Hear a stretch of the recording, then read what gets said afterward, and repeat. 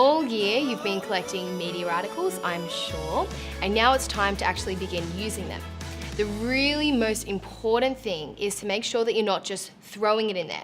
Media articles aren't there to say, yeah, okay, I watched the news, and you just plonk it in there at some stage. You need to actually use it in order to evaluate and support the argument that you're making. So where do you get them from?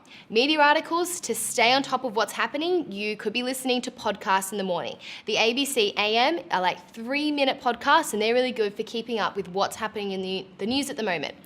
On Facebook, you should be liking Sydney Morning Herald, The Australian, The Guardian, BBC for international news.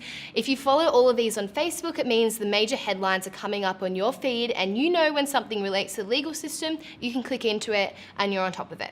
On top of that as well, you need to be making sure you're saving them somewhere or integrating them into your notes. When it comes time to use them in your essay, it's really, really important that you're not using them, you're integrating them if you want a band 6. And that is the difference between a 5 and a 6, using them as opposed to integrating them. To integrate them, you need to be able to cite the article in a way that it's recognizable. It's basically important that you give enough information that your marker knows that this is a legitimate media article. So Sydney Morning Herald wrote an article about Bronson Blessington. It's not good enough.